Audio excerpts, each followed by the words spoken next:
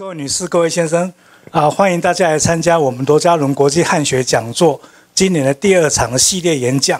那么非常荣幸请到爱尔兰国立大学亚洲研究中心的主任Kiri Paramore 教授。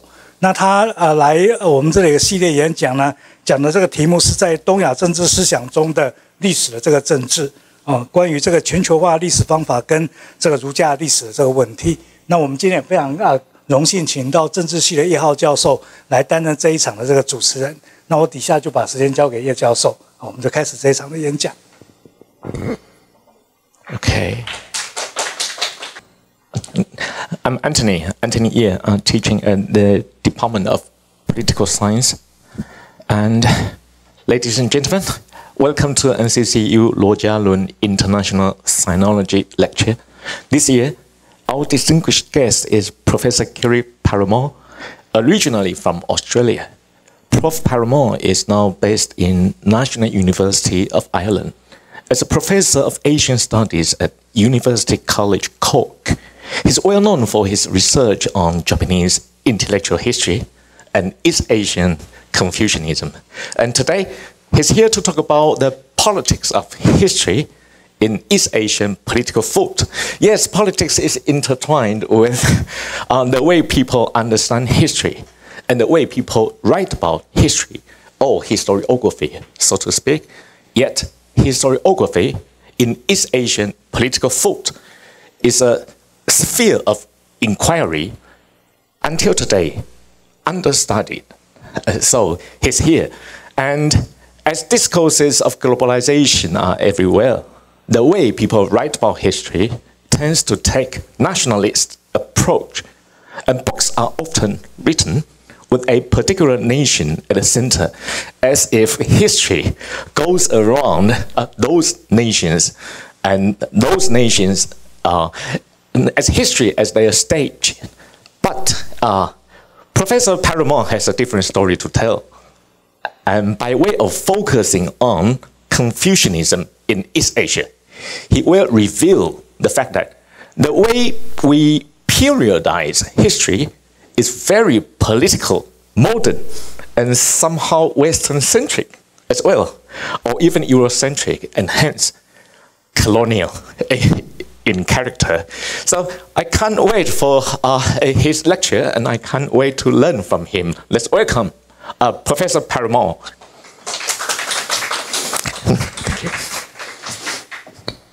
Thank you very much, Professor Ye, for that very kind introduction. I'm a bit surprised how much you know about what I'm going to say. It sounds like you have guessed the entire lecture, so I feel like I don't even need to talk. But thank you very much for the introduction, and indeed, that is exactly what I want to talk about in the coming 4 days. So before I begin, I would like to thank Professor Lin for inviting me, thank the university, Zhengda for this opportunity, and also thank Professor Watanabe Hiroshi from, originally from the University of Tokyo, who also played a role in making this possible. So over the next 4 days, I'll present, I might just move this around actually, seeing I have to stay close to the microphone. I'm one of these people who walks a lot usually, so this will be very hard for me to stay in one place for 2 hours, because usually I walk around, but now I'll have to stay close to the microphone. So over the next 4 days, today, Wednesday, Thursday, Friday, I will present 4 talks themed on the global history of Confucianism. In the first of the 2 talks, today and tomorrow, I intend to focus on the framing and delivery of the Cambridge History of Confucianism, a large project including scholars from around the world working to deliver a single-volume history of Confucianism. The key to this project is to present Confucianism as history. That is, through the discipline of history as it currently stands. Not through philosophy or other academic paradigms, not theory, history, the real past. Now, the project is global in that the scholars writing it and the readership are global, but also because the approach engages new paradigms in history writing, sometimes associated with or contrasted against so-called global history. It is also global because, taking a historical approach, we do not see Confucianism as Chinese or Japanese or indeed belonging to any other modern nation state. How could it, given that most of its history was pre-modern, before nation states existed? As per the abstracts for the talk today, I will talk about methods in history and global history writing. That's what I'll do today, look at methods, before tomorrow moving on to look at how these are concretely applied in writing a global history of Confucianism.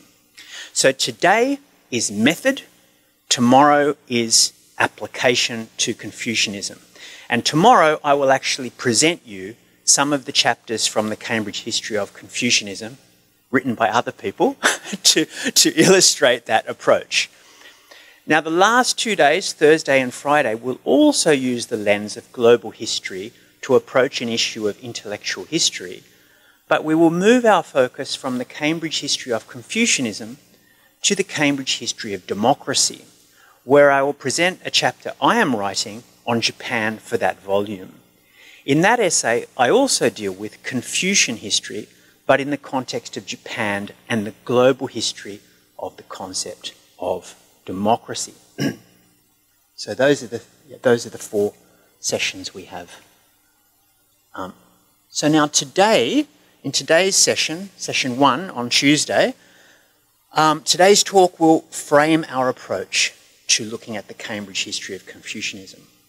I will begin by talking about how Confucianism and history interact in general, but also how the Cambridge history as a genre of historical writing influences our approach to Confucianism, and how it compels us to use certain historical approaches. So a lot of these choices are not really my choices. They're sort of, the press indicates ways of doing things. I'll then go through a range of historical approaches which have traditionally been problematic in writing the history of Confucianism, and introduce alternative approaches, better approaches, I would say, from more modern global historical methods. So, yeah, and then I'll go through, and then these are basically the areas, what you see on the PowerPoint here, these are the areas that I'll look at. These are the areas of historical methodology that I'll look at. So, for instance, as Professor Ye mentioned, critique of national history, but not just critique. So what do we do instead of national history? Because we now have other approaches to use, and I'll talk about how we can use those approaches in relation to Confucianism. So let's begin now with section 1 there, History, Confucianism and the Cambridge History Genre. So some introductory comments.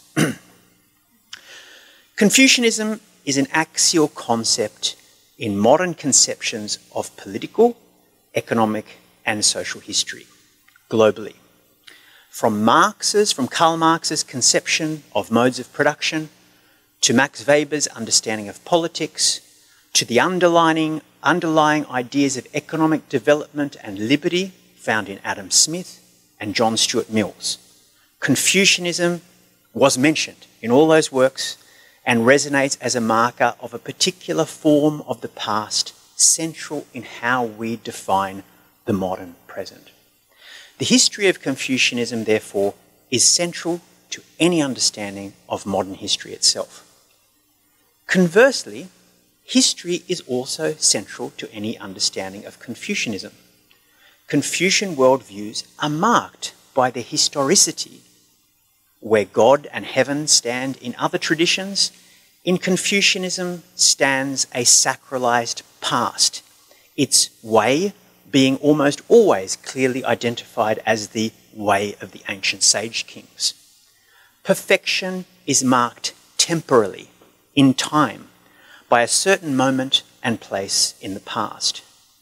History in Confucianism could thereby be seen as the methodology for uncovering the perfect. The prayers and faith of other traditions are replaced or at least augmented by learning and knowledge. History and Confucianism are thus intimately linked.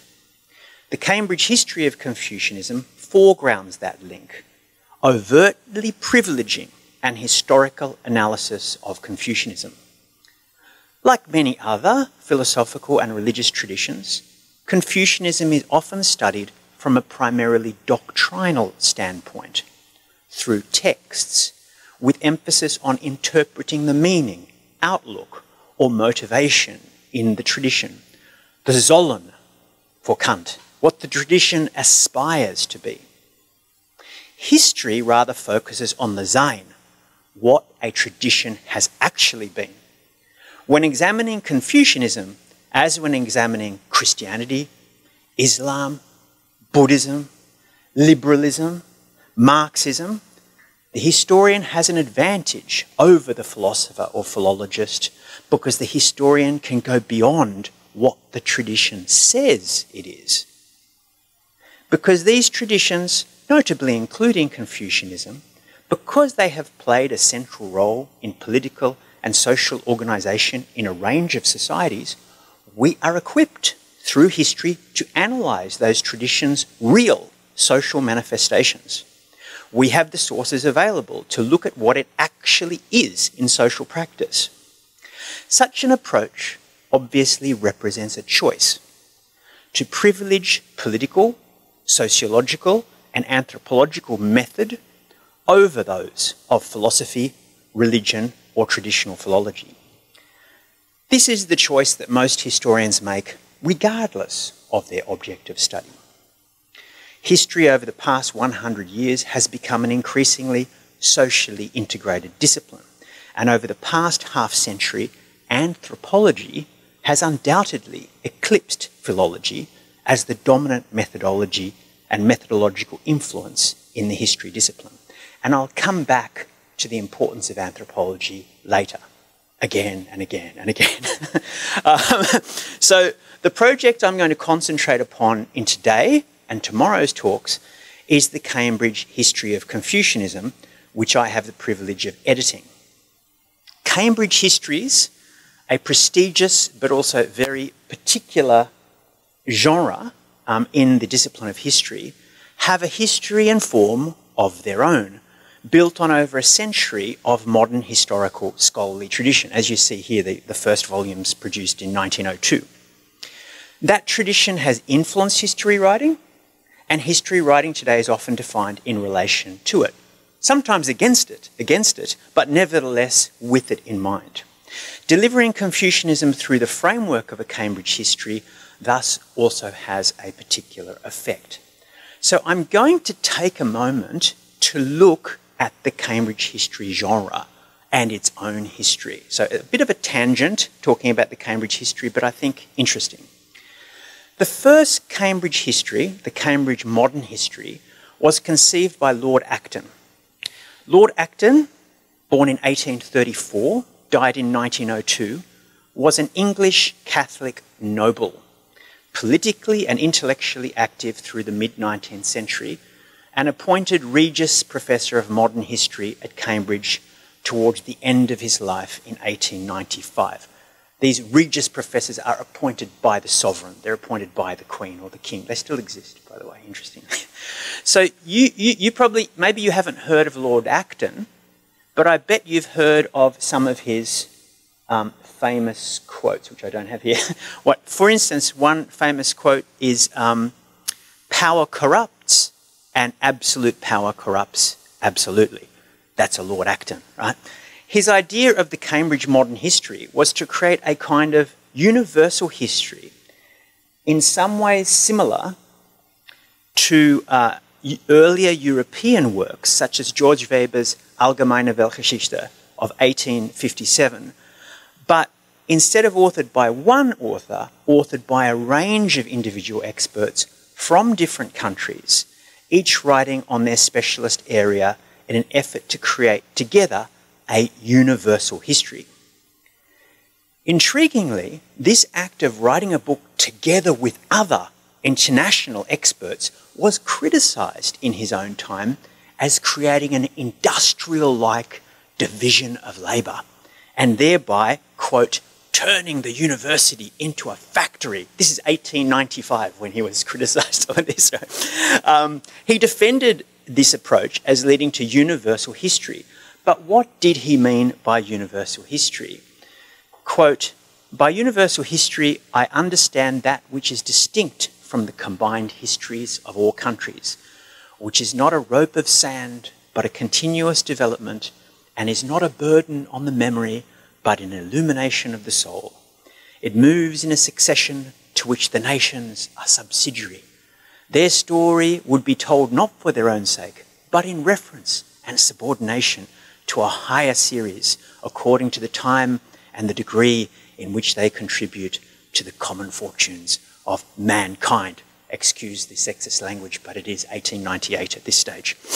The universal history, and particularly the division of labour manner of its planned production by many hands, also interacted with diversity of opinion or analysis for this liberal noble.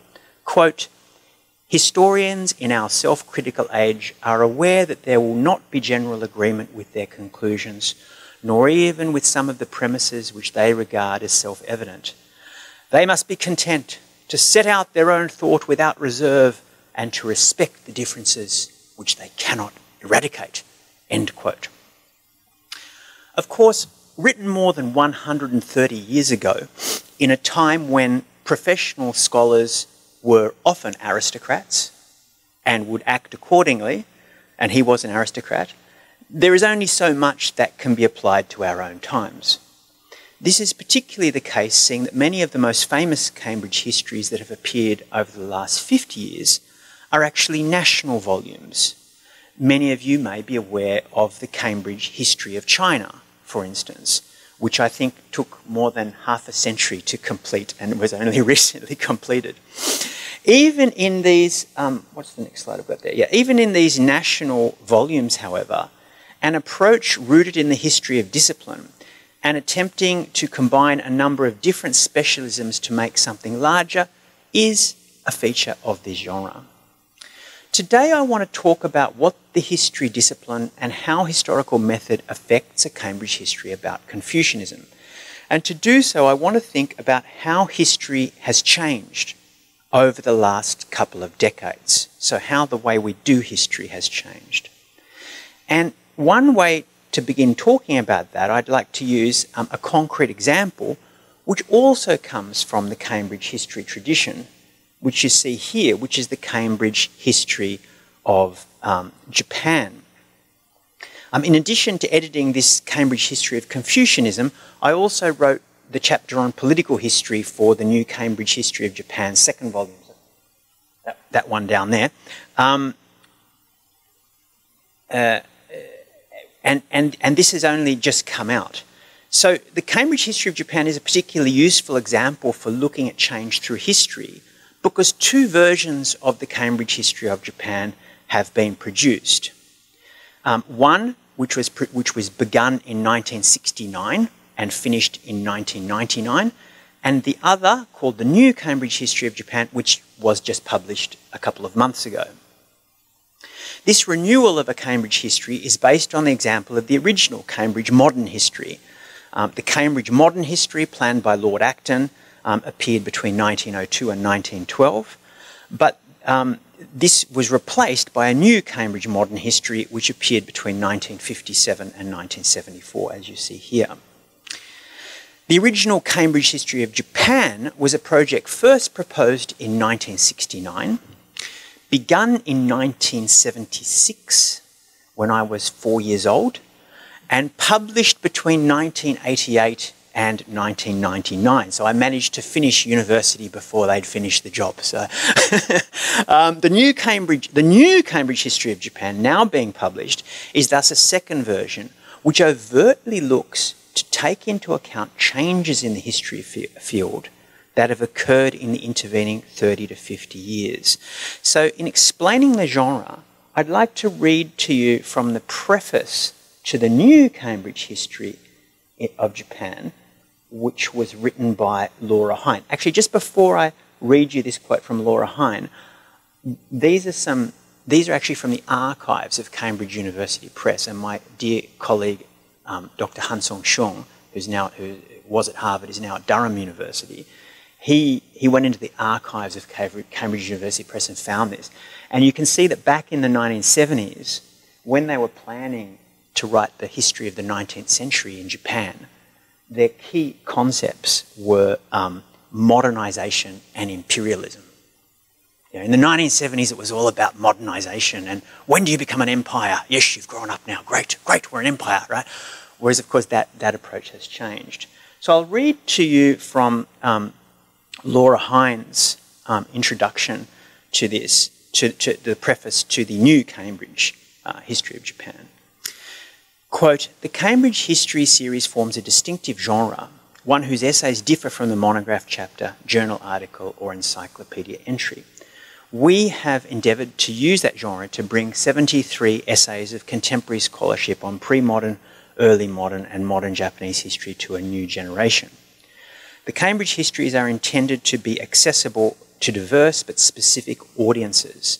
That is to provide a crash course for colleagues who specialise on other parts of the world, a single location for undergraduate and graduate students who are getting a handle on the diversity of the past, and a topography for the general educated reader with an interest in Japan.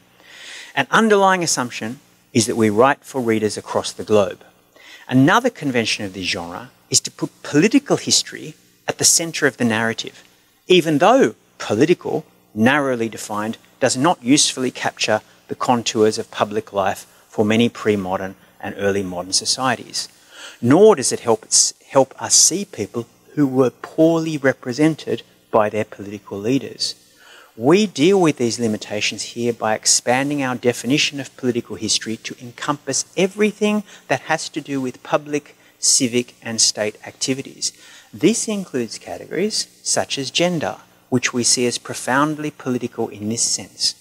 Like all Cambridge histories, however, the selection leans towards political, economic, and social topics, here including environmental and urban history.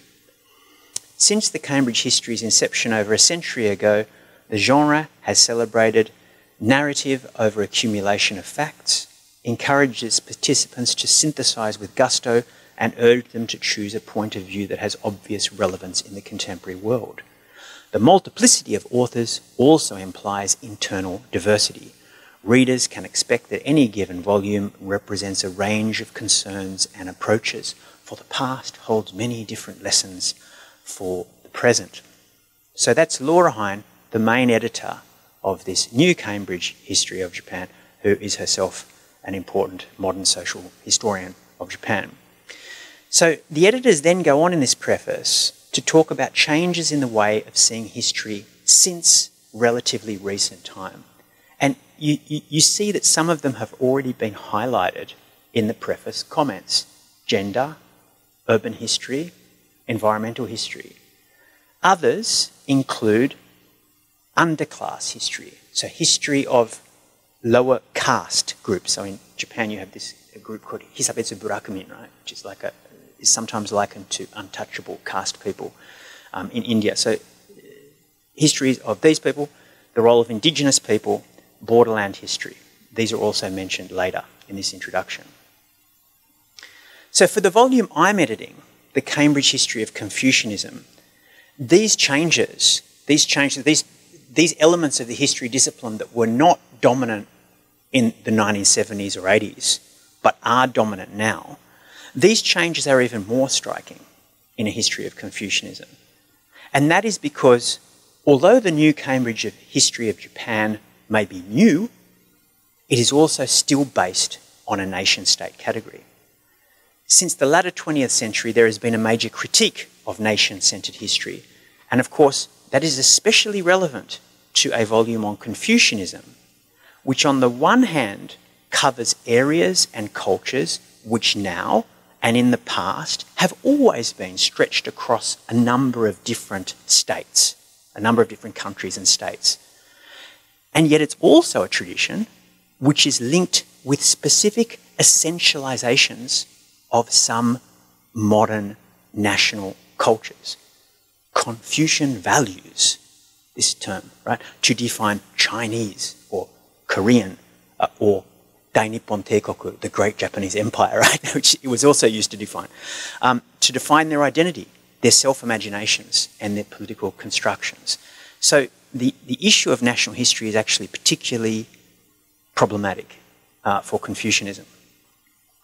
In the talk today, or at least in the first part of it, inspired by the approach of the new Cambridge History of Japan editors, I'll begin by outlining a number of changes in the way we approach history which have developed since the latter 20th century relevant to the Cambridge History of Confucianism project. That is, relevant to writing a global history of Confucianism. Then in the second part of this talk, most of which will be delivered tomorrow, so then tomorrow I'll talk about a number of chapters, a large number of chapters in the Cambridge History of Confucianism, demonstrating how these approaches, these historical methodologies, are realised in those chapters and across the volume. By the way, happily, the authors don't mention the methodologies. They just write the history, right? But we can see the effect if we analyse those chapters. So these are the sort of areas we're looking at. So we've done number one now. We've had our introductory comments and we've looked at the Cambridge history genre. And we'll now move on to critiques of national history, I forgot to add that, critiques of Eurocentrism, already mentioned by Professor Ye. So number two will be critiques and alternatives to Eurocentrism. Number three, critiques and alternatives to elite history. And lastly, we'll talk a little about periods and periodization. So Professor Ye somehow knew exactly what we were going to do today. I don't know how, but that's indeed what we're going to do. So let's begin with national history. National history has been critiqued from a number of angles with a range of global, local and regional alternatives offered up at different times in different places over the past 50 years or so. One of the earliest and most enduring critiques of national history is of its inherent ahistoricity, ahistoric. It doesn't have a history. It pretends that there is no history. It pretends that it's essentialist, basically. Because nations are, after all, predominantly modern phenomenon. So how can we possibly do history of the pre-modern using categories that only date from the modern period? Longue durée historians and pre-modern historians in general have therefore tended to see a problem inherent in national history, that it projects back onto pre-modern history an array of characteristics associated with modern nations that simply do not apply in most pre-modern polities. A shared, mutually intelligible, vernacular spoken language. Nations are supposed to have this, right? Common ethnicity. Uniform political structures at the local level. State ability to regulate and tax most economic activity. Contiguous control over the entire territory. Of course, no pre-modern state could sustain most of these. In more recent global history, the so-called spatial turn underpins another critique of national history, that the spatial realities of the past and the economic and cultural effects of that spatial reality simply do not match and do not naturally align with national categories. So if you think about in the medieval period already, right? In the medieval period, trade in the South China Seas. The main historical and economic and political influences on trade in the South China, through the South China Seas and through Indonesia and out into the Indian Ocean, these were not Chinese empires or any other empires. Right? It's better to look at the sea itself. It's better to look at that ocean and look at those trade networks themselves. Looking at states is not a good way to understand that very, very important phenomenon, just as one example. Right? Even the United States of America, right? Also to think about territory. In the early 1800s, the United States of America most of what is now the United States of America was not the United States of America. Right? So to understand, for instance, what is now the western seaboard of North America, to understand its history in the early 1800s, which was dominated by things like whaling and sealing. Right? Thinking about the United States of America as a political construct is not very useful to think about it, because the United States of America as a political construct didn't control those areas. Right? So this is sort of what we're talking about. And of course, in East Asia, it's the same. Think about the use of the word Vietnam, and think about the reality of where states were. I mean, most of what is now Vietnam was only conquered by those states very, very recently. So using these national terms and narrating history in those terms is seen as nonsensical for spatial history. So what is the alternative? Let's not just critique, let's say what is the positive alternative? And there are a whole range of positive alternatives. One clear alternative coming from a spatial approach is to replace modern national categories with more enduring categories. For instance, emanating from geography. We now have histories of the Indian Ocean. So I think you see some of these. Yeah, you see some of these histories of the Indian Ocean, histories of the Eurasian continent. For China, if one uses the Central Plain, for instance, rather than China, one must acknowledge the different ethnic groups, languages, and religious and thought systems which has moved across this area at different times in history. Another alternative provided by spatial history is to base history on practices shared across particular areas. One famous example, here, is the horse, the use of horses, for instance, right? Which provides us with an alternative history of the Eurasian, especially Central Asian area. Another alternative is networks. So you could think of the Republic of Letters in late medieval Europe. You could think of the monastic networks of Buddhism. That could be another frame for writing history. Or the Christian networks, again, across early medieval Eurasia. These are all alternative frames.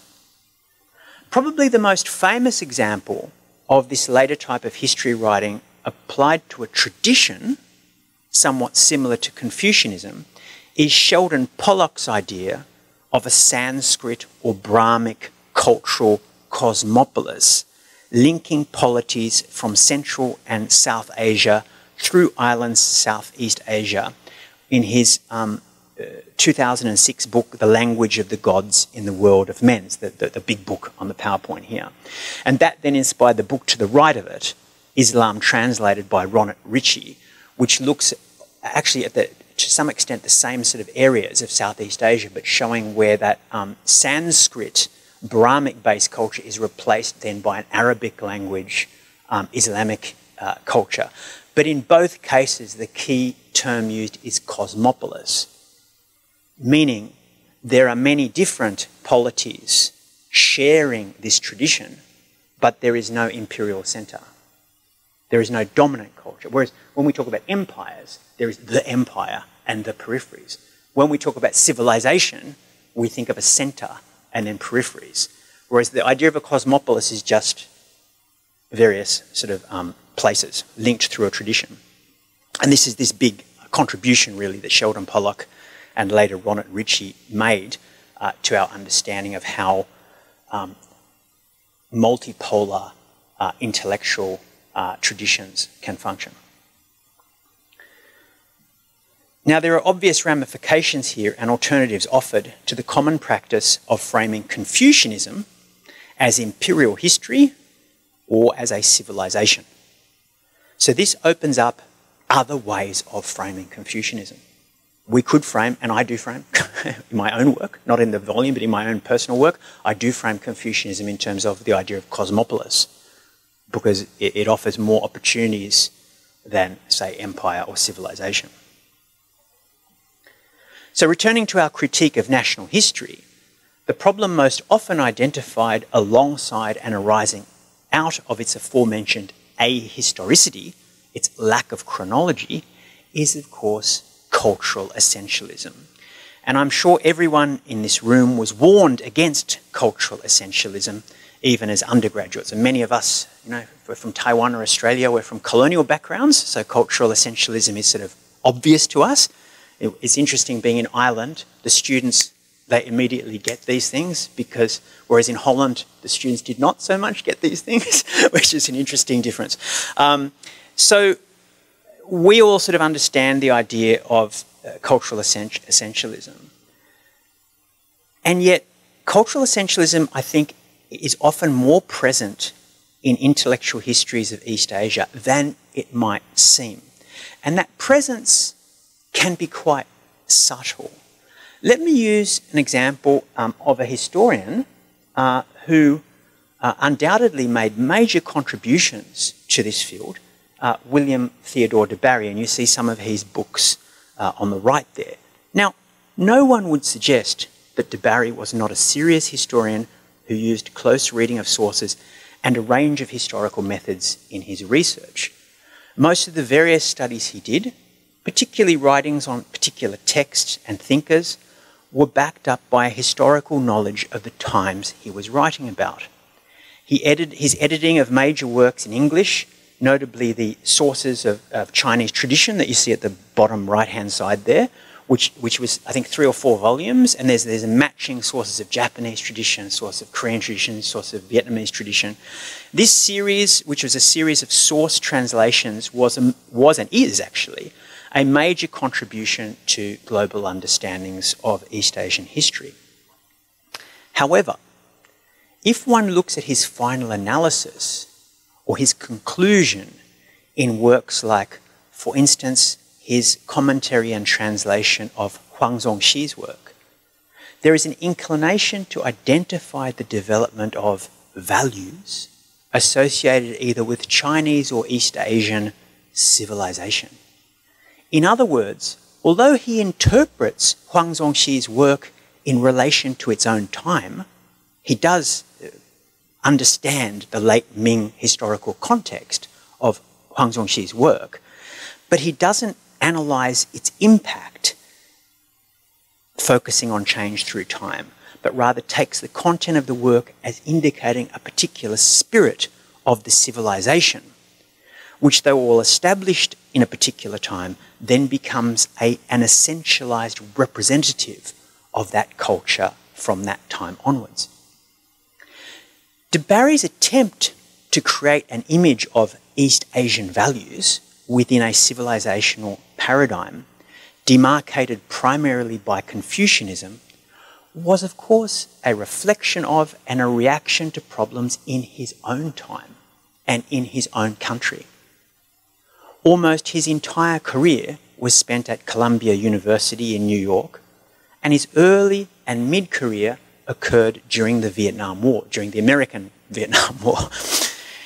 His attachment to creating a narrative of East Asian or Chinese civilization was surely a reaction to a core imperialist element in mid-20th century elite US academia. And it's still there, actually, in elite US academia, which is the concept of Western civilization. And you see a sort of representative book from his time, from de Barry's time, which every American, university student would learn. This is our Western civilization, and we learn about this. And he, of course, would have understood the political implications of that. This approach to history, this Western civilizational approach to history, in his own day, during the Vietnam War, as much as today, used by the likes of Niall Ferguson, was intimately interlinked with the construction of US nationalist and imperialist identities, employed to justify US geopolitics and the neo-imperialism of the West. So from our position now in 2024, we can both sympathise with and perhaps appreciate de Barry's laudable aim of trying to relativise or push back against the idea of Western civilization. But at the same time, we can see that methodologically it mirrors the idea of Western civilization and falls into the same traps. De Barry attempted to oppose the Western civilization or sort of nationalist or imperialist construction of history and culturally essentially valued, ultimately through a methodology which in many ways perhaps imitated it. Maybe I'm being too severe there, but perhaps. So what was the problem with that approach? Let's step back from the politics and think, what was the problem in that approach methodologically? In short, it was that it emphasised points of convergence amongst different peoples and places over differences. I'm not saying we shouldn't look at convergences, we should, but also differences. So to do that, to do what it did by concentrating on convergence and ignoring differences, it concentrated on elite culture and writing. If you look at the content of those sources of tradition, they're primarily elite writings. So the method tended to marginalise or even exclude a range of historical voices and actors, from women to the illiterate. And of course, in pre-modern societies, the illiterate is nearly everybody. Right? So, and also it excludes a whole range of caste and ethnic groups in different societies. And my point here in seeing this as a negative, by the way, is not a political point. I'm not saying it's a problem to exclude women from history because I love women, right? It's a problem empirically because the facts are half the people there were women, right? That's the fact. So therefore, if you don't look at it, it's not the truth. Right? So this is, for me, not about politics or values. It's about, it's quite, I'm being quite positivistic and old-fashioned here, you know, it's about truth. So if you exclude them, then your history is simply no longer narrating the reality of the past. And the historical picture presented, when you exclude all these people, it must be false. So another aspect of framing in nations, and particularly in civilizations, which exacerbates the above problems, is the inherently hierarchical nature of civilization, including ideas of centre and periphery, which we will come back to. So again, to some more alternatives to these problems. As mentioned, this kind of problem, as we see it in the example of de Berry, is not about ahistoricity in the reading of the sources. When he reads the sources, he places them in the historical context. It's about how he frames, or how we frame, the analysis of those sources. So in addition to the cosmopolis approach of Pollock and Ritchie noted above, other examples I'd give of different kinds of framing include dynastic history, and I give as an example here the book by Jeroen Dijndam, which is influenced by Christopher Bailey's work. Another way to frame as an alternative to a civilizational discourse is Sanjay Subrahmanyan's emphasis on conjecture. And both these, both these examples may look like they share something in common with civilizational history, in that they frame particular regions connected politically and economically. But the difference is that they do not then present the analysis in a closed format to reflect back upon or essentialize the cultures under consideration. Rather, notably in conjuncture, in this approach called conjuncture that Subrahmanyan uses, they demand that any conclusions from a study of one region be linked into considerations of others. So let's now move on to the second point of critique and the alternatives to it. And this is a critique to what, here I've written on the PowerPoint, centrism. I don't think centrism is actually a word in English. I think I just made it up for this PowerPoint. I'm of course thinking of Eurocentrism, right? When you live in Europe, Eurocentrism is horrible, right? And it's everywhere. So Eurocentrism, but of course, I'm thinking of how Eurocentrism works. And Sinocentrism, any other kind of centrism works the same way. So I think rather than focusing on the Euro part of Eurocentrism, I want to focus on the operation, how this way of thinking works, this centrism. So this brings us to the second point of critique, vital for reframing studies of Confucianism in a global context, centrism. And the critique is focused, of course, usually on the idea of Eurocentrism. Eurocentrism, I think is the way to pronounce it, centrism. Eurocentrism. And Dipesh Chakrabarty's Provincializing Europe is, of course, the sort of classic reference in relation to this. But actually, this outlook has been well established now for many decades and is particularly strong in South and Southeast Asia, in Australasia, and in North and South America. All societies, of course, where the current states emerged from totally colonized societies, right? All these places share that sort of background. The critique of Eurocentrism in history is, of course, that it links teleological movements towards modernity, so modern development, with modes of human development portrayed as originating in Europe, measuring history in other societies with a Eurocentric yardstick. It sees modernity as having one cultural origin. Underlying this approach, however, is also the idea that innovations spread outwards from a centre to the periphery. The parallels with the theoretical imagination of empire and civilization are clear, with the related hierarchical positions.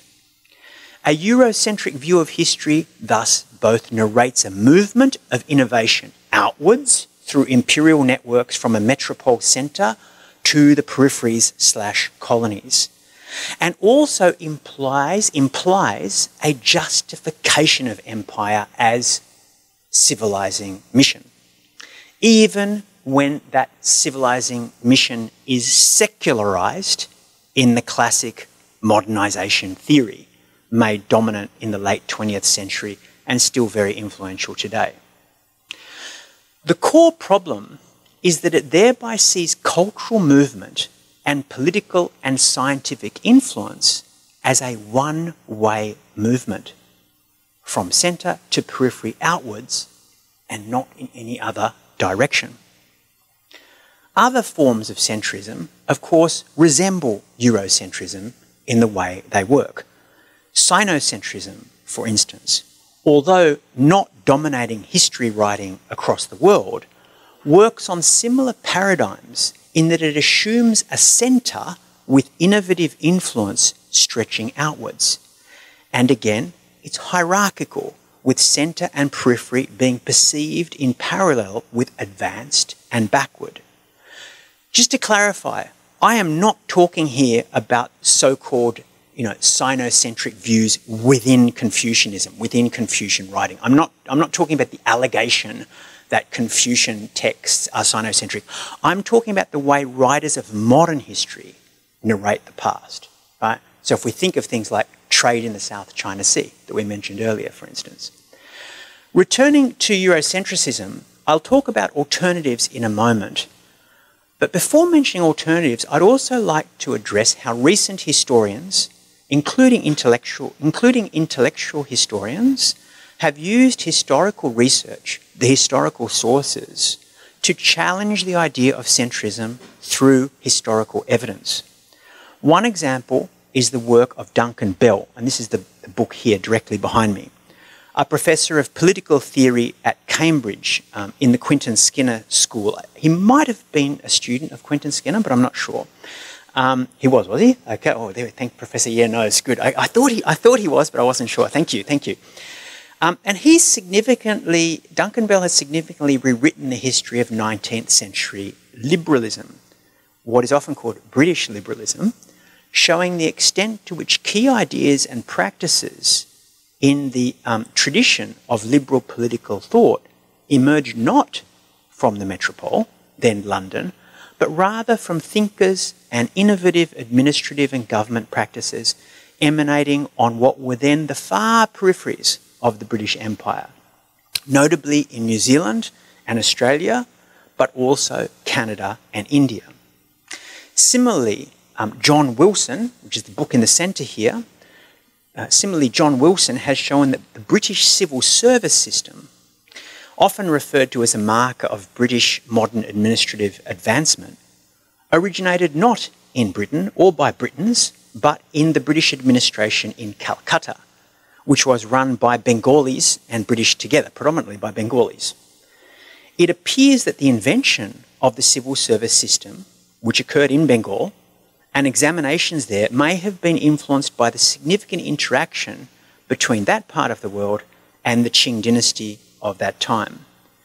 So this is all part of a new wave of global history writing, which narrates what Moyne and Sartori call the building of the global, meaning the modern global, in a new way, removing the centrifugal force, centre-periphery outward flow ideology inherited from imperial and civilizational history, and instead showing, and again, showing through source research, not just putting forward the opinion that they don't like it, but showing historically how that is not what actually happened. In addition to this wave of influential history writing simply negating centrism in early modern and modern history by presenting the facts, there have also been a wide array of theoretical alternatives suggested. S.N. Eisenstadt's idea of multiple modernities, Subramanian's idea of conjectural history, and also his idea of connected history, Sebastian Conrad's idea of integration,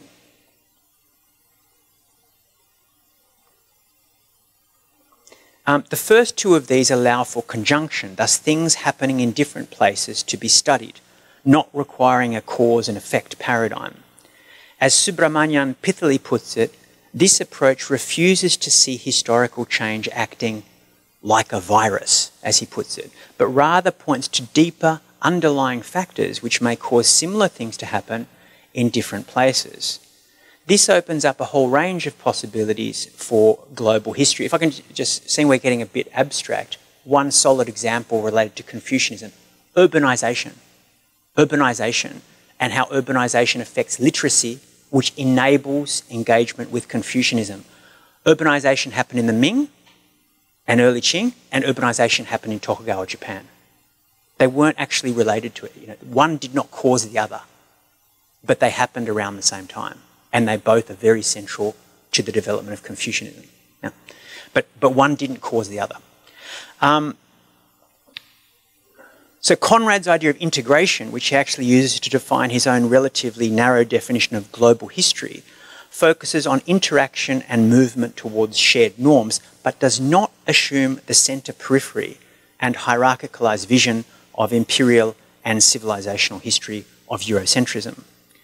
Conrad achieves that to a large extent through adopting more varied approaches to space and time. The spatial turn we referred to earlier, enabling analysis of interlinking connections along a range of different vectors. Intriguingly, given the Cambridge History of Confucianism's focus on East Asia and the influence of the new Cambridge History of Japan in my own approach to this topic, and also intriguingly, given that Watanabe Hiroshi sensei, Professor Watanabe Hiroshi was the first person to give, was part of these lectures. Sanjay Subramanian, in his famous Daedalus article of 1998, outlining his approach to conjunctural history as an alternative to Eurocentrism, noted the particularly privileged position of Japanese history. And here's the quote, right? So first, he complains about Eisenstadt's approach, Eurocentric approach of the past. And then he says, this issue of Daedalus is evidence that such a view now appears untenable even to Eisenstadt. And yet, where are we to go from here? Clearly, the historians of Japan are at a considerable advantage in the sense that the Japanese historical tradition itself has long insisted on the singularity of Japanese modernization, deeply rooted in specific institutions, but still comparable in some sense to the received Western model. The bottom line, which makes this vision credible, is the Japanese bank balance. Many other parts of the world are not quite in the same position, but as Southeast Asia and even South Asia arrives in economic terms, one presumes a reconsideration of their historical trajectories too will eventually be seen as necessary. This is an unfortunate reason for historical revisionism, but there may be some point to facing up to it. So here, Subramanian both praises Japanese history as a model for a way to do history outside a Eurocentric mentality, but on the other hand also points to the potential duplicity and presentism that perhaps this is only possible because Japan is, or at least was at the time he was writing, a rich country. The fact that since China's so-called economic rise, China is similarly treated in this way at the moment, might for us be both a confirmation of Subramanian's concerns, but also a warning to be careful of other kinds of centrist thinking. Centricism, so let's now turn directly to centrism, the problem of centrism in the history of Confucianism. It's a problem for three particular reasons. So I'd like to outline three particular reasons where centrism is a problem for a history of Confucianism. Number one, Eurocentrism as an approach has always used Confucianism as part of the construction of ideas of Asian despotism, dehistoricizing Confucianism in rejecting it. The idea that Asia and Confucianism was used to create this idea of Asia had a timeless despotic past. This is problematic not only for the rejection of Asian history, which of course we've overcome that, nobody believes in Asian despotism anymore, but it is also problematic because it established a tradition of seeing Confucian history as timeless. And I think that is still a problem, especially for many adherents or proponents of Confucianism. That's the first problem. So Eurocentrism lives on through ideas like Asian values, I would say, right? Number two is, centrism as a way of thinking is also particularly problematic with Confucianism because, of course, Confucianism itself includes this way of thinking in something similar to the civilizational hierarchy paradigm. It's not the same as a Western civilizational paradigm, but it's something with some similarities to it. A hierarchicalization of civilizations inherent within the Confucian tradition. So the danger is that historians who stay too close to the sources, by which I mean historians who describe too much and don't analyse enough, they could easily begin to replicate this centrism which you can see within some Confucian texts. This centrism in the tradition could merge with the centrism in modern history writing.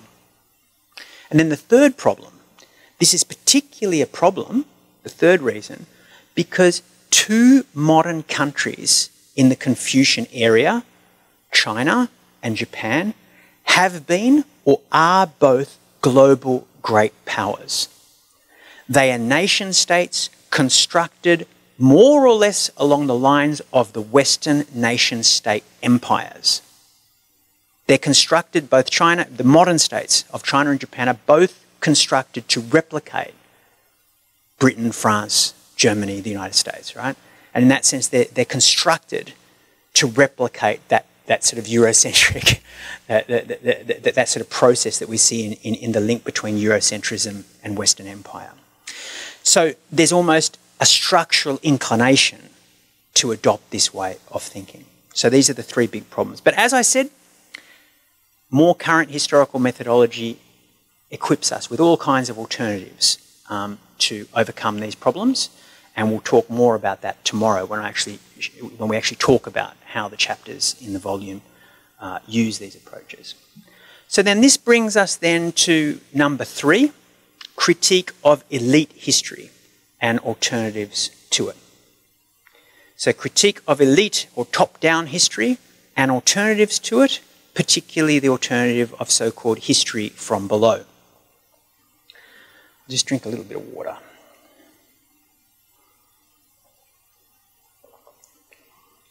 One of the most striking, so we're on to section number 3. No, section number 4, section number 4 here. Critiques of and alternatives to elite history. One of the most striking differences between the new Cambridge History of Japan, published this year, and the original Cambridge History of Japan, published between 1988 and 1998, is the strong representation of history from below in the new series. This presents through gender history, women's history, history of underclasses, urban history, history of colonised indigenous groups, frontier history, borderland history, protest history, all of which are well represented in each of the 3 volumes of the new Cambridge History of Japan.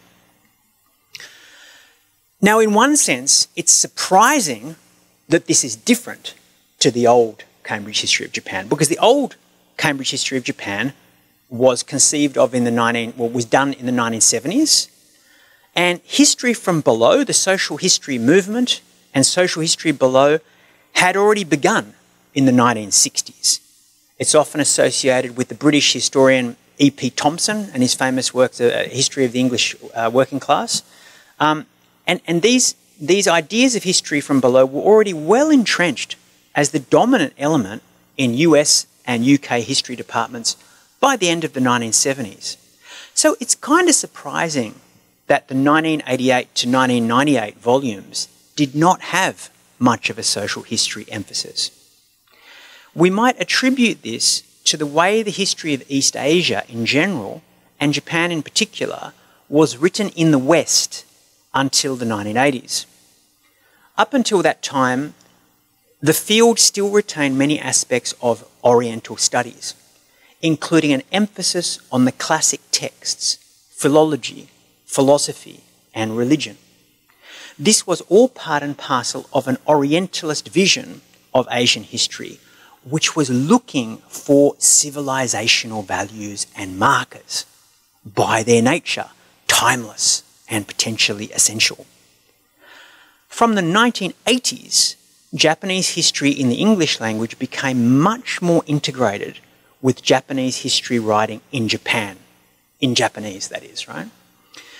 Japanese history writing in Japan had enjoyed an emphasis on social history even predating the 1960s. And they also jumped onto the reforms that were seen after the likes of E.P. Thompson.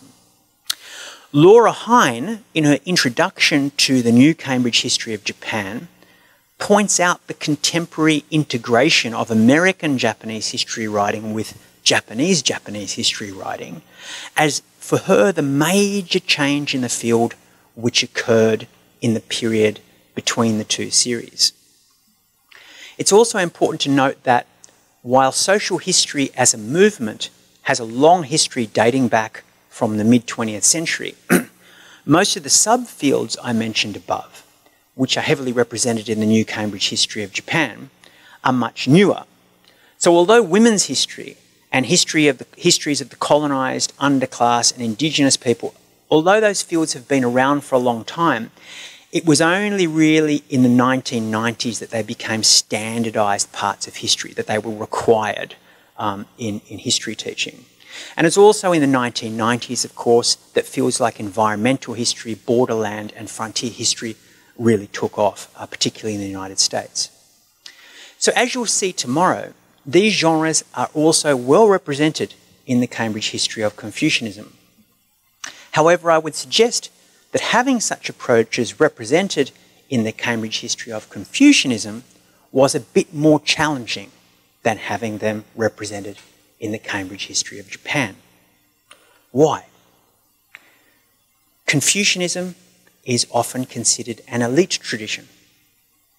Confucianism is often considered a male-dominated tradition. The history of Confucianism is intimately connected with literacy. Confucianism seeks to differentiate between so-called civilized and barbarian, separates men and women, high and low. Some might say that given this nature of Confucianism, it would be totally understandable and indeed rational for me as the editor and for the authors of the chapters not to be influenced in any way by history from below or the subgenres and methodologies associated with it. I think it would not be acceptable. And I would like to use a methodological example, historical anthropology. And historical anthropology is very closely related with the rise of social history. I'd like to use a historical anthropology example to explain why I don't think it's acceptable to leave the history of Confucianism as elite history. Anthropology and historical anthropology as method has facilitated many of the subgenres of history that we just mentioned. And there are a whole range of reasons for that, why anthropology facilitated these different kinds of histories. But the most important reason, the single most important reason, is that historical anthropology gives us methods for telling the stories of historical actors who did not keep written records, who did not write. Marshall Sahlon's Islands of History, down in the bottom right-hand corner here, is indicative of a wave of writing from the 1980s in particular, which rewrote Indigenous people into the histories of countries in the Pacific Rim by employing non-written sources, non-textual sources, alongside critical readings of imperial sources. This kind of history writing, where anthropology and archaeology, but particularly anthropology, is used alongside written sources, has totally changed the narrative of, for example, the frontier wars, which heralded the colonisation of the American West, the frontier wars which colonised Australia and the Pacific. In other words, it has totally transformed the narrative through which the histories of Australia, New Zealand, the west coast of the United States of America, and the west coast provinces of Canada are told. It has also transformed and significantly deepened understandings of the histories of Fiji, Vanuatu, Hawaii, Samoa, and the Cook Islands. And this new history has also had very significant social and political effects. And this is this newspaper article here. For instance, the High Court of Australia, which is Australia's Supreme Court, ruled in 1992 in the case Mabo versus the State of Queensland. In that ruling, it recognised for the first time the land property rights of Australian Aborigines. The first time land property rights of Australian Aborigines had ever been acknowledged in Australian or British legal history. And this judgment was based primarily on historical anthropological evidence.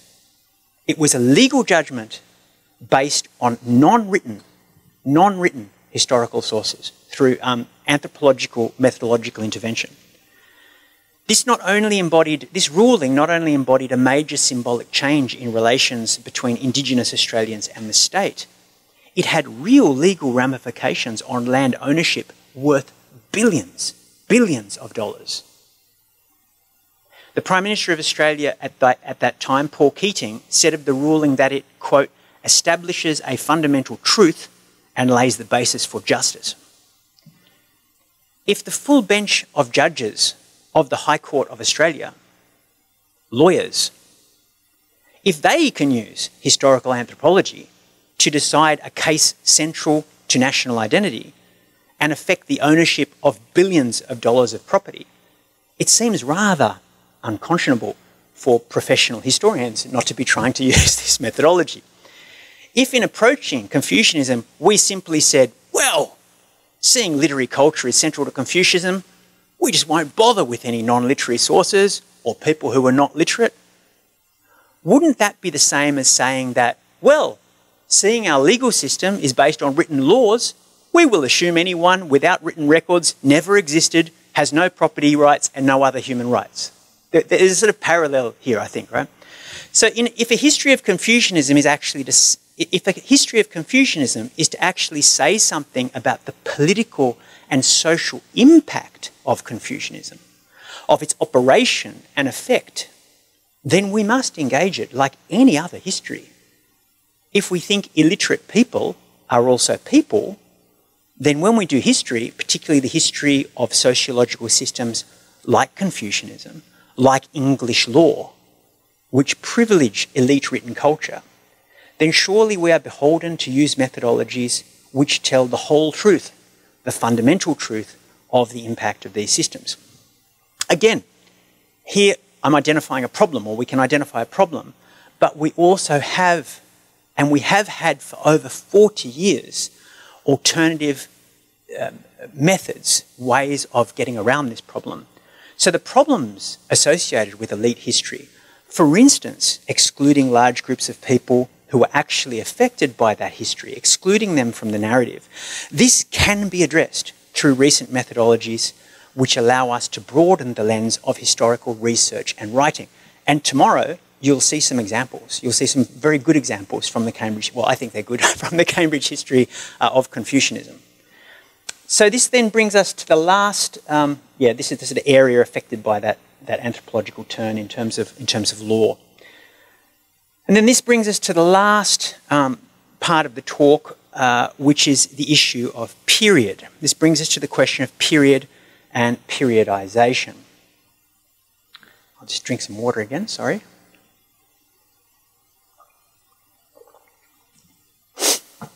The history of Confucianism is, of course, by definition, a longue durée history. The return of longue durée history has been a part of the turn to global history seen over the past 20 years. This has been both remarked upon by scholars like Sebastian Conrad, but also advocated by scholars like Joe Gouldy and David Armitage in their very influential History Manifesto, which is this book here, which is I won't comment on the book, but it's an interesting book. Among the many arguments given to promote longue durée history in Gouldy and Armitage's History Manifesto, the first relates to the need for historical writing to have social and political influence. Gouldy and Armitage argue convincingly that the tendency towards short-term, short-time scale in academic history writing through the latter 20th century, and in the latter 20th century, most PhD theses and books focused on just a few years in the discipline of history. This made academic history's lens too narrow to cast a light on big social issues, they argue. They argue that is a major reason why the previous social and political influence that historians enjoyed has passed almost totally to social scientists in the late 20th century. Gouldy and Armitage are keen to point out that this is partly the historian's own fault. It's their own choice for framing things too small to have an impact. They encourage historians to do big, longue durée projects that can show long-term trends and underlying patterns in human society, to correct the short-termism and, as they would see it, fake scientism of many social sciences approaches. My apologies to all the lovely social scientists in the room. So I've just been praising anthropology for long enough, so I think we all know that I have nothing against the social sciences. Certainly if we look at writing on Confucianism, at least in English, it appears to prove Armitage and Gouldy's theory correct.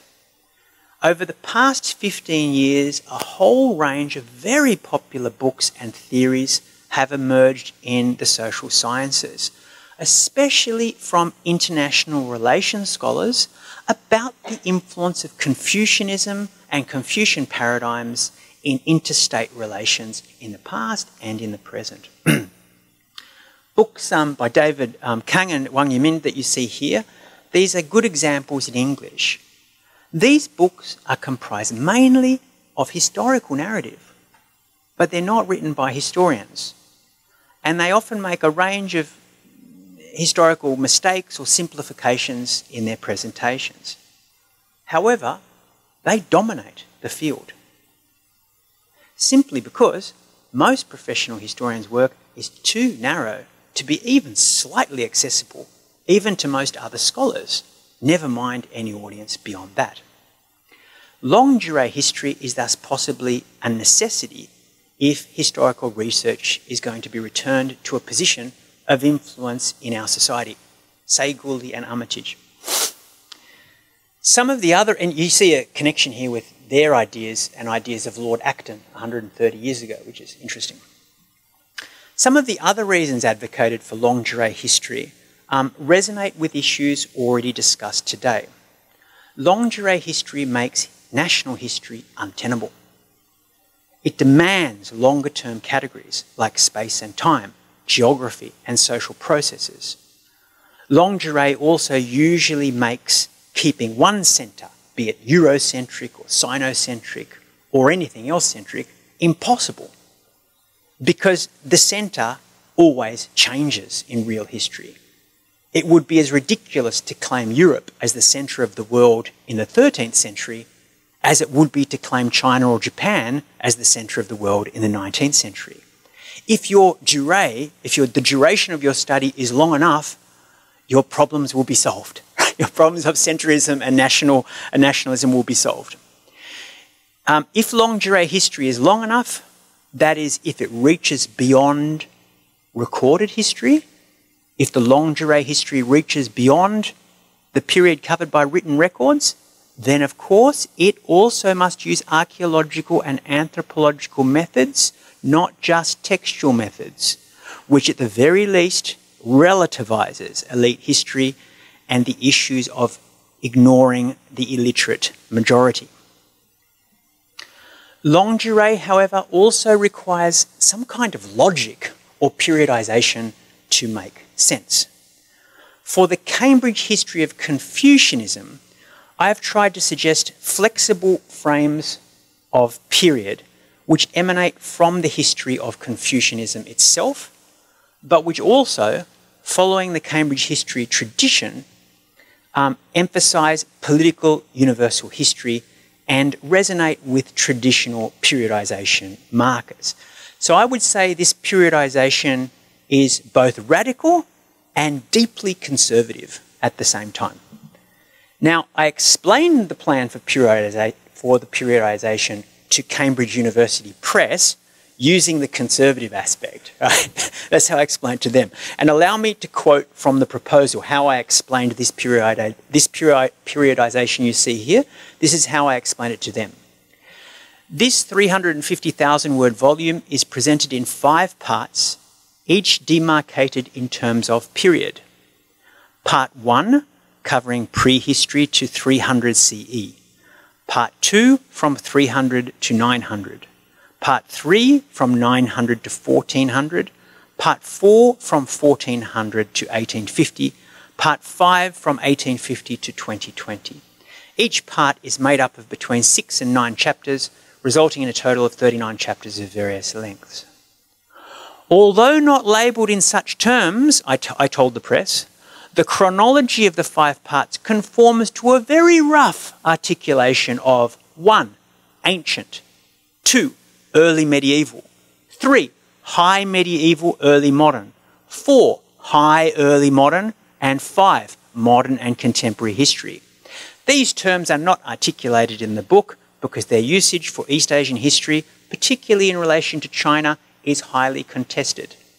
Presenting the parts through this kind of chronology, however, reminiscent as it is of broader periodic labels, should make the layout relatively accessible for global historians and other scholars not necessarily specialist in East Asia.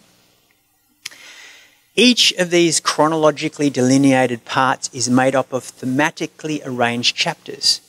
There are certain themes which return as parallel chapters in each of the different chronological parts of the volume. Notably, each part contains 2 chapters on Confucianism's transcultural, interstate, or international functions. Most of the other chapters in each part are thematic and not geographically limited. Authors writing these thematic chapters will be encouraged to stretch as much as possible beyond single states in their analysis. This means that the majority of chapters in each part will touch on Confucianism in more than one socio-political and/or cultural environment. That's how I explained it to the syndicate of the press. In reality, there is also an internal logic to this periodization, not motivated by normative practice or accessibility, but rather by a hypothesis on the longue durée significance of Confucianism for the history of East Asia and indeed for global history. This becomes clear if we look at the working titles of each of the chronological parts. Part 1, the pre-imperial and imperial roots of Confucianism. Part 2, Confucianism's cultural and geographical spread across the non-Han and post-Han states of East Asia. Part 3, Confucianism, culture and identity in multi-state and multicultural East Asia. Part 4, Confucianism and early modernity. Part 5, Confucianism in modernity. This periodization is mainly informed by the geographic spread of Confucianism, by space in this first instance. And in the second instance, in parts 4 and 5, by the hypothesis that modernity, and possibly also early modernity, inescapably shape the contours of Confucianism in the same way that, according to major scholars of world religions and also major political philosophers like Habermas and Charles Taylor, the same way that early modernity and modernity shaped Christianity, Islam, and the political thoughts and political worlds around them. Now, of course, I do not impose this hypothesis or this reading on the authors. And in fact, I can tell you that many of the authors clearly have a very different view. But it's a frame. It's a frame. Periodization is, of course, a choice made by historians. A choice which makes points. When Naito Konan chose to call the Sung in I think about 1912 or maybe the early 1920s, when Naito Konan chose to call the Sung dynasty modern, you know, this famous historiographical act where the Japanese historian Naito Konan labelled the Sung dynasty as modern or early modern, he was not only making an insightful observation of particular aspects of commercial, political and intellectual life in the Sung, in Sung China, he was also suggesting, A, that modernity could occur differently in different places, B, that modernity need not originate in the West, and C, that modern development did not go hand in hand with military superiority, because of course the Sung dynasty was militarily weak, right? So periodization is both an intellectual and political judgment. And I think it's important to remember that when Naito Konan made this analysis, all those points were new. This is the early 20th century, right? All these points were new. As we saw earlier, even the premise that modernity could occur in a different location or culture not under European influence is still not widely accepted, especially among scholars of modernity itself. The location of modernity or early modernity in a society which was militarily inferior, dominated by another, was also novel and is novel today. The comments were particularly pointed if we consider the historical context in which they were made. In the 1920s, for instance, when many Japanese, Europeans and Americans questioned the capacity of China to sustain itself as a country, partly due to its military weakness. And often this was linked to historical theories which argued China was inherently incapable of modernity. So by putting forward his theories, Naito Konan, he was punching back against those kinds of imperialistic ideas. The most controversial aspect of this periodization, the periodization that we're doing in the Cambridge History of Confucianism, the issue that most scholars would criticise us for here is perhaps our application of terms like modern and early modern, as well as medieval, a term which, although is not used, I think is sort of implied, even though it's not used. A further justification I would give for using these terms, and perhaps the main reason I personally use them, is that again they assist breaking down national history paradigms, and particularly paradigms of centrism and elitism. Think of the early modern example in particular. We have already touched on Naito Konan's use of the early modern paradigm for historicising the Sung and the political implications of that. When we talk about the early modern for the 1400 to 1850 period, we are immediately empowered to look at not only the ideas, but also the sociology and politics of a range of different states in East Asia in parallel. When we begin to identify changes in Confucian thought and in the sociology of Confucian practice and political influence related to early modernity, instead of simply calling them late imperial or Ming or Tokugawa, if we use this paradigm, then we're empowered to put these together and to use paradigms beyond state identity.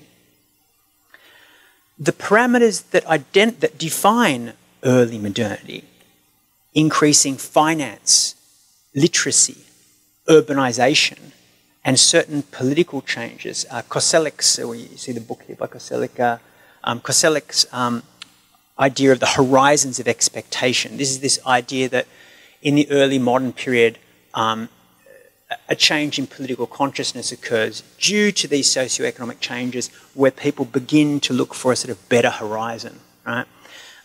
We can begin to use approaches like that, interact with ideas like that, and also economic changes. And you see here these books by Hayami Akira. Hayami Akira's idea of the industrious revolution.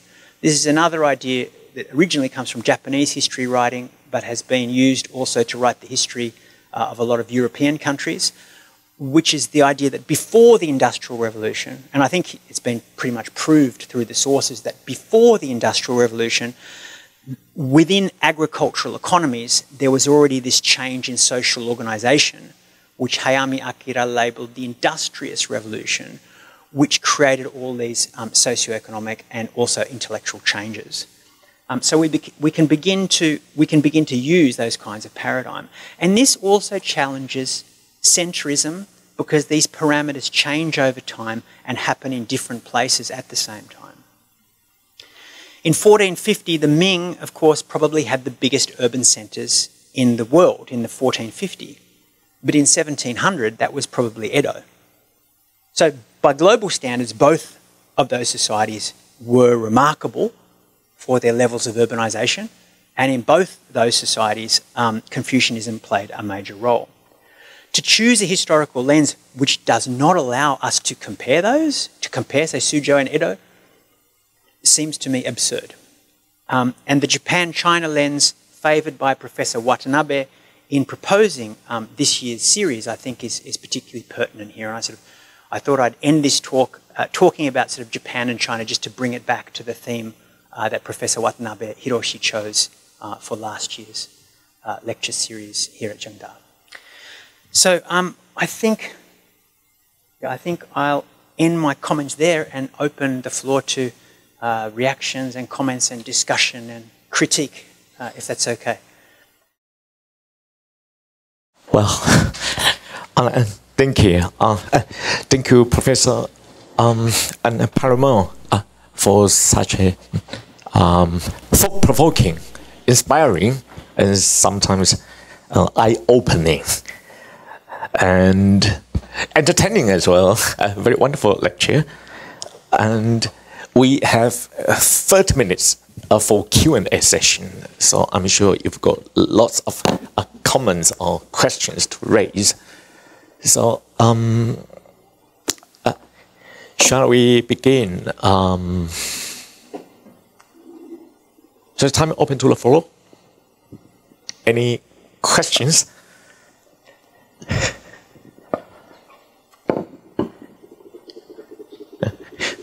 And I'm sure, apart from those people mentioned by Professor Paramore, I can see Eric Hoxbaum and Mishra and Duara smiling in the background. And Hegel, the great philosopher, is on the defensive. I can see that. Wonderful. And questions from the floor? Professor Zhang? First, I want to thank Professor Paramore for delivering such a, indeed, as Professor Ye said, eye-opening and very mind-blowing, in a way, views, because the methodological perspective you introduced today is very much unheard in Sino, including Taiwanese historical fields, as far as I know. So I think it's very rewarding, but I hope it will be also. I hope other students from historical department will also find it rewarding. But well, I would like to contribute something more constructive to your talk, but I think I want to contribute something more sincere, which is what I'm thinking about this issue. Because I think the problem of talking about the kind of this new history, as you described, in East Asia, particularly in the Sinophone world, there is a problem that is the Chinese. I mean, the Chinese in the cultural sense. The Chinese, they cannot give up the essentialism because they identify themselves as Chinese versus the West, the Westerners. So for them, identity is something very important. But but the methodology you introduced is to deconstruct the identity. So in your global history, it is not only decentralized, it is also deconstructing identities. There's no identity, isn't it? So that is the problem. So I think this methodology would be would be more welcomed to those who doesn't need a traditional identity than for those in particular for the Chinese to accept it, because they need identity to identify themselves, to situate themselves in this global world. So that is my worry. Good. You are talking about the kind of people like me. I don't have this sort of identity. Shall we take one more question before Professor Paramore begin to answer? Yeah. Hi, I'm from Tallinn University in Estonia, and I guess my question is quite connected to yours, which was also political objections to trying out this theory, which I imagine when a state is building an identity for its people, they might not want that kind of histories. So how should historians deal with those kinds of objections? Thank you. All right. We've got two questions regarding how to rescue history from nationalism, or the other way around. Okay. Shall I say something? Yeah, sure. Yes. It is working? Oh, it's working now. Yeah, okay, great. Thank you for those questions. They're questions I worry about a lot. They're good questions. Thank you very much. Can I answer the second question first? I've been to Tallinn, to a European Association of Japanese Studies conference. Very nice. So we went to Tallinn University many years ago. But you know, you said, how do you deal with objections from states trying to create national identities? And the simple answer is facts.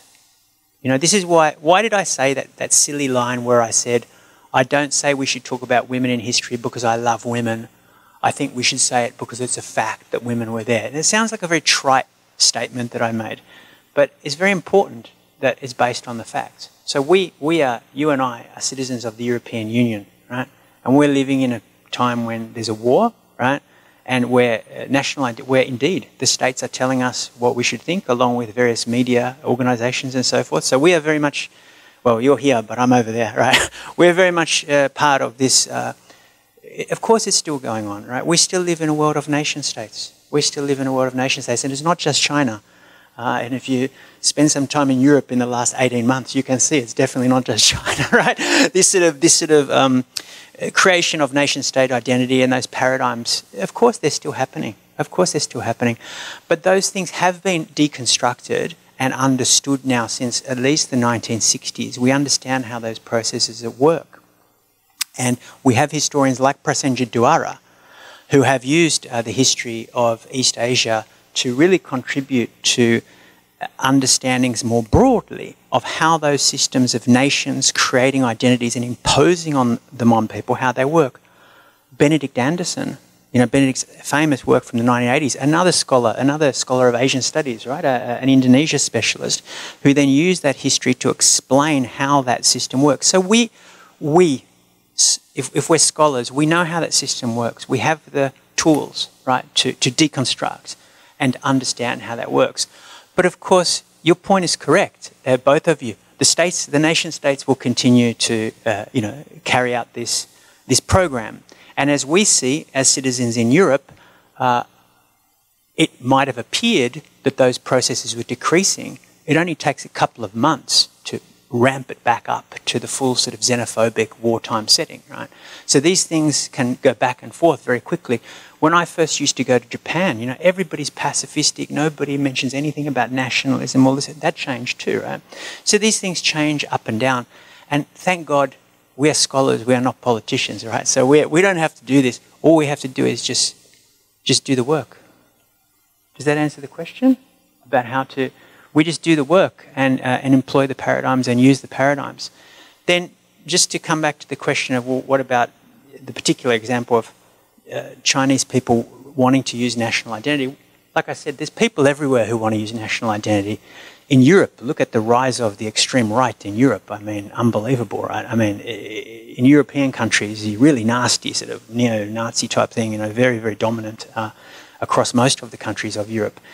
So this is not, this wish to use, to cling to these sort of national identities, to choose that as an overarching identity. This is happening everywhere. But, as Professor Ye said, different people can choose their identities. And of course, there's multiple identities. Only the modern construction of national identity assumes singular identities. In pre-modern societies, people always had multiple identities. One of the first most famous Japanese Confucians, Hayashi Razan, in one location he'd present himself as a Buddhist priest. In another location he'd present himself as if he was a Ming Dynasty Confucian. In another location he'd present himself as a samurai and swing his sword around, It depended what he was doing that day, right? And so we know that in a historical reality of pre-modern, by which I mean societies that are not controlled by modern nation states, we know in that reality people have multiple identities and had multiple identities. We know that human beings, and again anthropology, we know from anthropological research, we know from historical research that human beings normally have and engage multiple identities at the same time. So the demand that is made in high modernity that we restrict ourselves to a single identity, be that Chinese or be that I work for Mitsubishi, whatever the identity is, whatever the identity is, that is a modern phenomenon that has been deconstructed and understood. And deconstructing it, I agree, it doesn't make it go away. It doesn't stop people from working that way. But what we can do is just keep presenting, looking into the facts and pushing forward the science, I would say. To make that answer. Yeah, of course.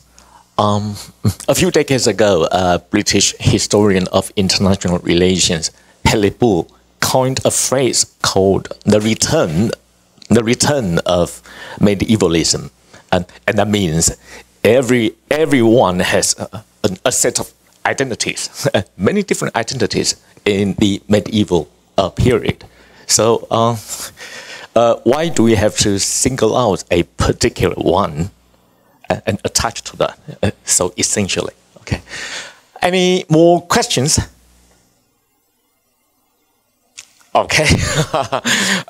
Okay. Professor Lin?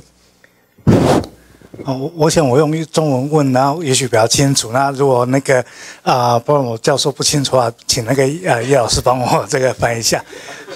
那我想那个Paramore教授这一个主题就是说，希望对于这个历史的理解，从用全球史的角度来理解。换句话是说呢，不从民主或国家这个角度来进行这个理解。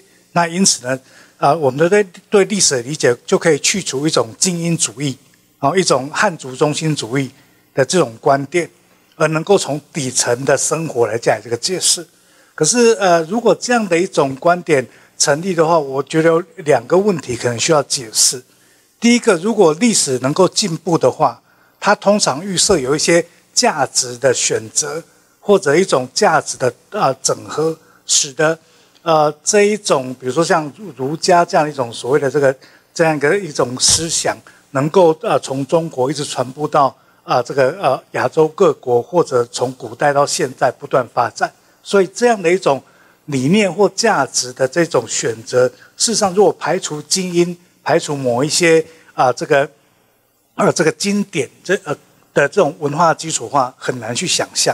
那第2个部分就是说，如果我们要从这个底层的生活来加以这个解释的话，那我不但能够了解说，那这种底层的这个生活如何能够产生一种所谓的这个价值的这一种这个吸引力或价值的这种整合的这种基础，以至于能够推动一种历史的一种有益的这种进步，从而可以来看待历史。这2个问题。And value, a set of values. Yeah, and the first question is about and the progress of history is all about people reading a particular set of canonical texts and learning a lot from a small group of elites.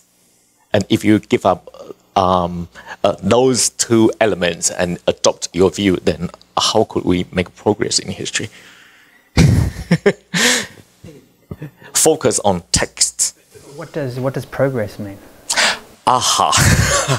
And the second question, answer your curiosity. The progress means a set of values winning in the free market of ideas. And that means confusion. Would that be all right for you?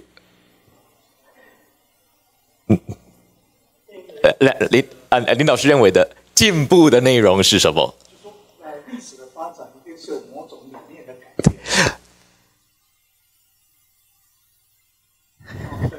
就是比如说儒家他提出一些对人性来讲，也许是一些认为有价值，至于亚洲的很多国家会认同这个价值而接受这个儒家的这个发展。All right, all right. Exactly what I thought. Confucianism symbolizes a set of values so valuable for the whole humankind, and embracing that would mean a progress in history. Would you?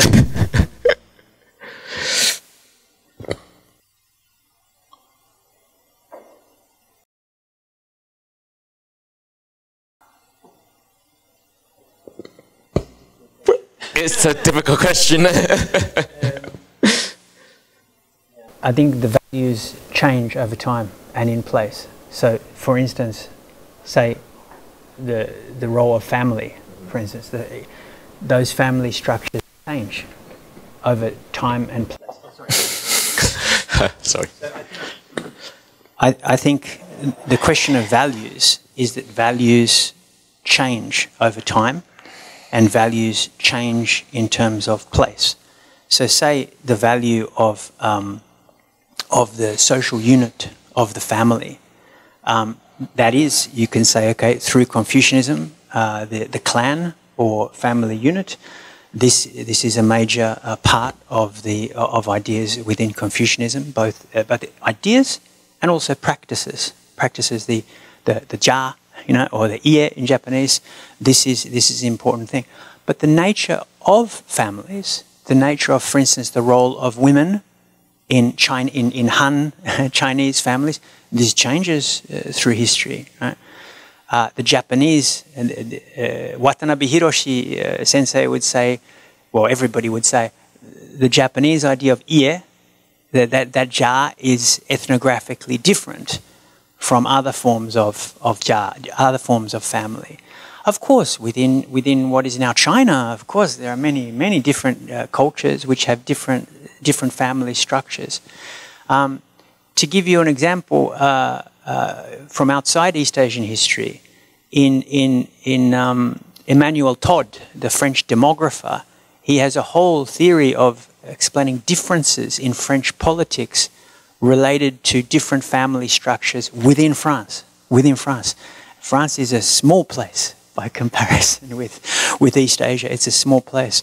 So I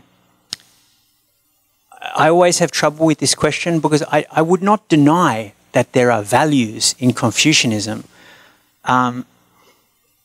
But once you've named those values, once you look at their historical manifestations, they're different. So you could say, yes, the role of the family or clan is central in Confucian practice and in Confucian political thought also. But what that means is different in different parts of East Asia and in different time periods. Does that make sense? Yeah. Let me paraphrase the question a little bit. Do you believe in any perennial question and eternal answers? Or simply no eternal answers, but we do have some perennial questions, but different cultures respond in different ways? I would not take the approach that different cultures respond in different ways, because the assembly of cultures is in continual change. You know, here we are in Taiwan. Taiwan was a Dutch colony. It imported Fujianese labor. The Qing took over. It became a colony of the Japanese Empire. All through this period, different Aborigines lived here. You all know this, right? So the assembly of what the culture is continually under change. Australia, where I'm from, when I grew up in Australia, is predominantly Anglo-Irish people, right, with some Mediterranean people. That completely changes just in my lifetime. I'm only 50 years old. The whole nature of society, of the Minzu, like the idea of thinking of folk, you know, the folk idea, for someone like me, it's very difficult to take the idea of folk seriously, because the change in a place like Taiwan or in a place like Australia or a place like Ireland, where I live now, the change in the anthropological makeup of society, even in one lifetime, even in my lifetime, is so massive. And that's always been the case. You know, even in pre-modern societies, the makeup of the ethnic makeup of places would change very, very quickly. So I'm not saying there's not values and that they're not related to societies. They are related to societies, but those societies are constantly changing. So therefore the values, the meaning of the value, say family, the meaning of what does the family value means, that is constantly changing through history, I would say. And I think, and that doesn't mean I don't believe anything. I'm not saying I don't believe anything, but I think you've got to move with the reality of the moving society. So you need to think of values that move together with society, if that makes sense. So linking a value to a folk, doesn't strike me as very useful, because the composition of a folk is changing so quickly and always has been changing so quickly. I'm satisfied, very logically consistent. Any more questions? Okay, one more and maybe we. Hello, Professor Paramore, and my question is that when we talk about global history, we are usually connected by transnationalism. With the development of nowadays Chinese nationalism, regarding the history of overseas Chinese and the multicultural exchange, do you think that Confucianism is a kind of expression of transnational nationalism in the 18th to 21st century to restrict the history of global history? Thank you. If we have any more questions, I can take one more. Okay. And then to finish the session. Okay. Oh, so my question is actually quite simple. Basically, my question is about the use of history, and we know that nationalist state will use elite history or this kind of method, kind of spread propaganda or kind of shape reality. So I think this the professor that the method that you propose will make these kind of action harder to do, but how this kind of history through historical anthropology, this kind of history could be used by I don't know, ordinary people or scholars or activism, how we could use this kind of history to change society or to do something more concrete. So yeah, that's my question. Thank you. All right, we've got two questions, and that'll be the end. Okay, thank you for that last question. I'll take the last question first, and then the other question. That's why I took the time to talk about that Mabo High Court judgment. You know, billions of dollars, but also total change to national identity for white Australians. But what about the Indigenous Australians? For them, you know, totally different situation. So this stuff does have impact. It is having impact. I don't think, you know, some people think, oh, historians should engage the community and so forth, you know. And hey, if people want to do that, that's fine too. But for instance, those High Court judges, they made that judgment based on expert witnesses explaining to them the using anthropology to explain that this land was definitely owned by these clans, these families, you know, and how that was done. So our job, I think, as scholars is just to develop the science, to develop the analysis, and to offer it up. And there'll be moments in history, not always. Sometimes you've got bad moments of history, like maybe at the moment. But sometimes there'll be good moments of history where High Court judges or politicians or other people will pick that up and run with it. So that would be the answer to that question. Then in relation to the use of Confucianism in a sort of exclusivist Chinese nationalism or something like that, I guess, and talking about the diaspora, you know, my personal view is I don't think the use of the Chinese government, you know, Chinese national ideology, you know, the mainland Chinese national ideology use of history, I think it might make sense domestically to some degree, but it doesn't make much sense in terms of where the real Chinese diaspora is in places like Southeast Asia and Australia and Canada and the United States. Because you look at what is the most anti-Chinese country in international relations, it's the country I'm from, Australia. The foreign minister's name is Wang. You know, that's her name. You know, Penny Wong is the foreign minister advancing one of the most anti-Chinese foreign policies there is. So, and there's many other examples. So I think the vision of sort of trying to control the diaspora, the so-called Chinese diaspora, through this sort of exclusivist national history paradigm, I think the evidence is that it's not very effective. Yeah. So if I was to advise the Chinese government, if I was an advisor to the Chinese Communist Party, I would say, I would maybe try to say that maybe they can achieve their aims through other means. Yeah. Similarly, as if I was an advisor to some of the European Union governments, you know, especially the government of Germany, I would say maybe this kind of nationalism is not what's going to help you develop the kind of Europe you want. You know. Yeah. I think once upon a time when we talk about modernism, sovereign state and democracy and even transitional justice, we look to the West, either Europe or United States. and seeing their practices as models we have to adopt. So gradually, we East Asian people become copycats already.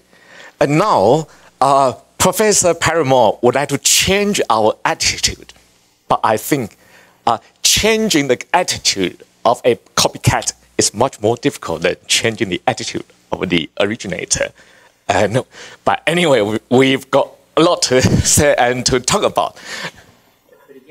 But again, I don't think, and this is where Benedict Anderson's work come in, the modern nation state is not an invention of the West. Again, the modern nation, so that is again part of this paradigm, part of this fiction that these paradigms have come from the West and moved out to the rest of the world. That's not true. So somewhere like, so if you think of where liberalism, where a lot of British identities come from, they're formed in relation to what was happening in India, what was happening in Australia, right? Modern ideas in Europe are informed by that colonial history. So there's an interaction, I think, yeah. Very good reminder. And I'm sure Professor Paramore has a lot to talk about tomorrow morning. So do come to the next session. Okay, see you tomorrow.